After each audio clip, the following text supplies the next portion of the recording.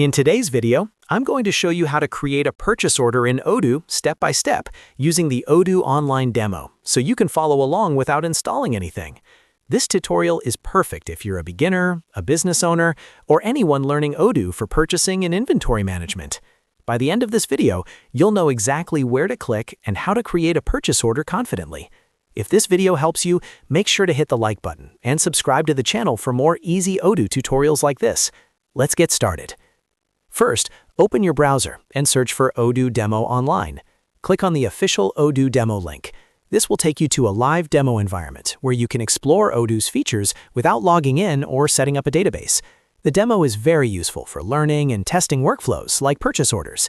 Once the demo loads, you'll see the Odoo dashboard with different applications.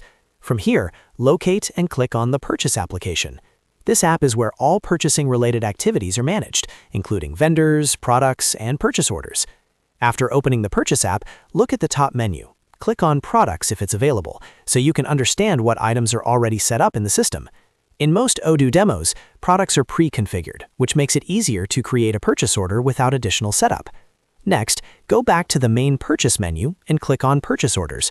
This will open a list of existing purchase orders in the system.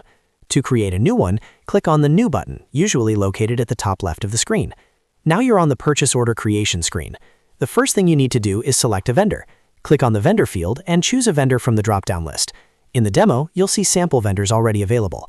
Selecting a vendor is mandatory because the purchase order is issued to a specific supplier. After choosing the vendor, move down to the order line section. Click on Add a product. Select a product from the list.